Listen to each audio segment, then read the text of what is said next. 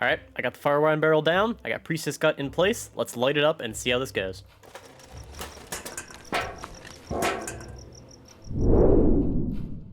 Welcome back everyone. If you haven't seen the last few episodes, I've been playing through Baldur's Gate completely solo. That means no companions with me, no hirelings from Withers or anything, just me. And last time, I broke into the Goblin Temple, well not really broken, they let me in, and started game planning how I'm going to take out these leaders. So the first area I decided to tackle down here in the temple was the area that the bear, maybe a druid in disguise, but the bear is being held. I started with looting the upper areas and then kind of worked my way down to see what they were doing to this bear. I might have figured out the bear was Helson, so let's go save him. Let's get him out of this cage here. So I went up and talked to the children throwing rocks at the bear here with, the adult supervising them, allegedly.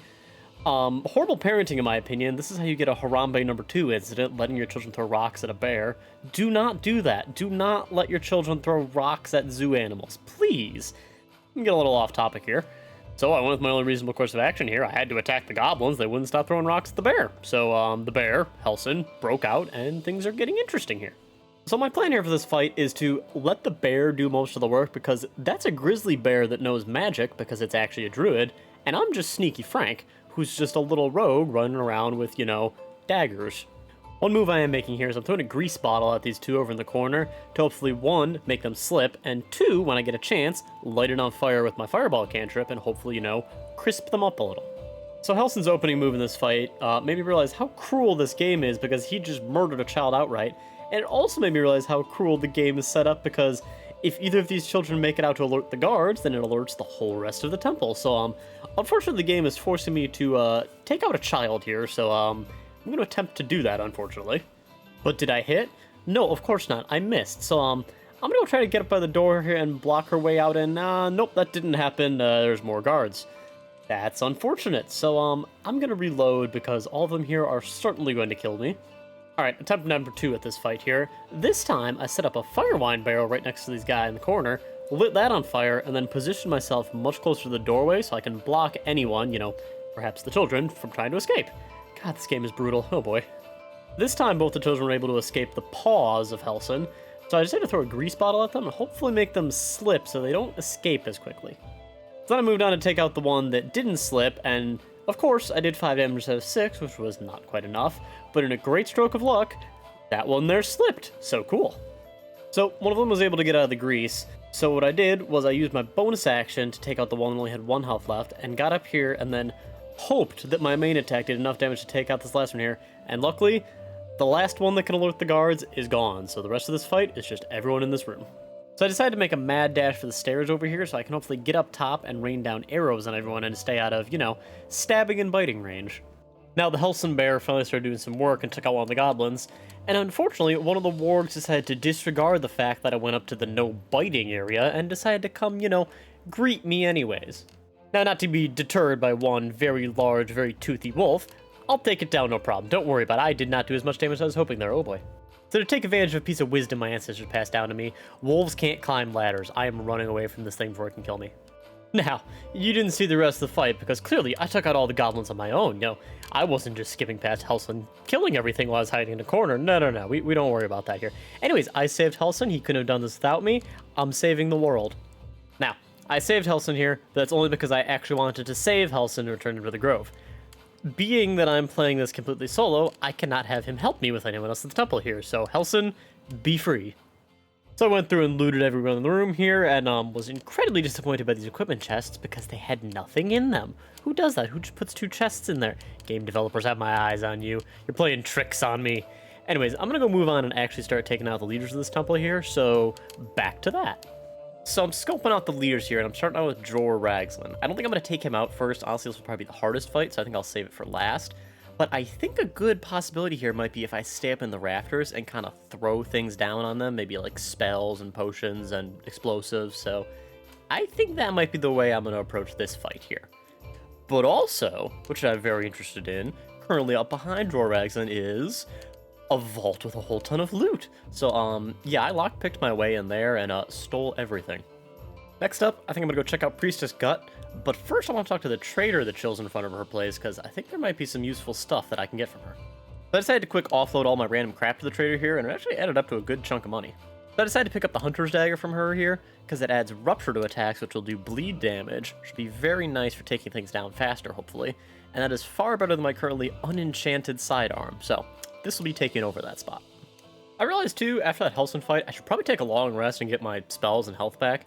So I did that, and who came to visit me other than my spiritual astral protector? Yeah, I'm involved in something much bigger here than I originally thought. Oh boy, the gods are angry. Which, let's sit down and think for a second here. Just take a look at the scene where she saved me from the Mind Flayer ship, saved me. Look how creepily she's smiling while on a completely burning Mind Flayer ship. That's not good right there. She's evil. She's definitely evil. Just look at that. But I mean, also, she's telling me to put more worms in my head? I'm no doctor, but more worms in your brain sounds a lot worse than less worms in your brain. I mean, I'll still be putting more worms in my brain for this playthrough because I need every advantage I can get because I don't have any allies, but she's evil. I'm calling it. She's definitely evil. Also, I gotta show off this visual bug that happened because it's hilarious. I took her up on the offer to help me up, and Sneaky Frank got up nice and slow, and then just immediately sat back down. So, back to what I was actually supposed to be doing, checking out Priestess Gut's room. I think this should be a much easier fight. I can just close the door so no one outside can see.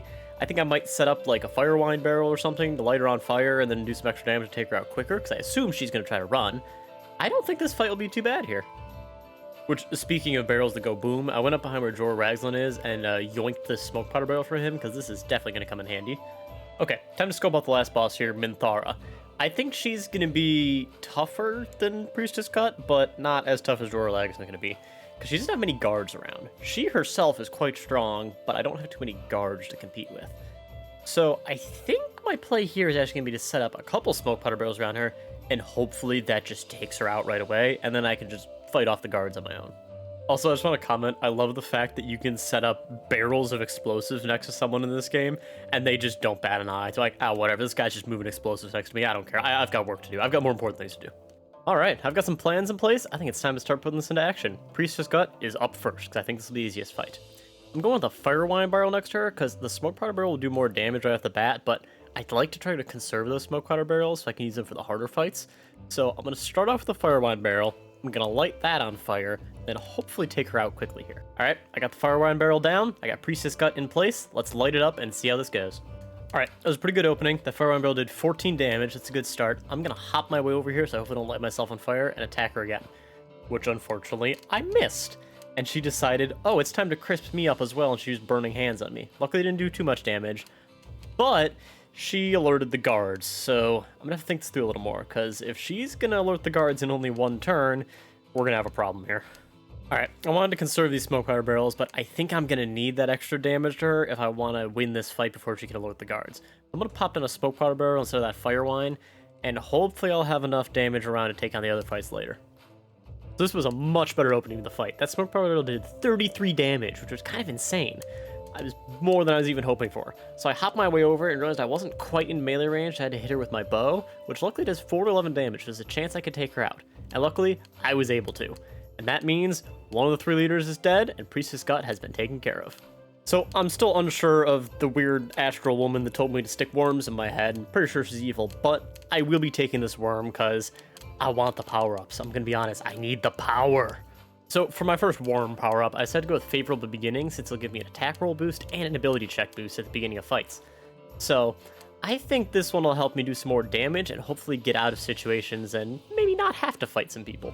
And this seems like a good time as any to end this video, and tune in next time to see me try to take out Minthara. I think she'll be the one I go for next. So thanks for watching, hopefully you enjoyed. If you did, I'd really love if you left a like and a comment down below, and consider subscribing, that really helps out my channel. Thanks, and I'll see you guys next time.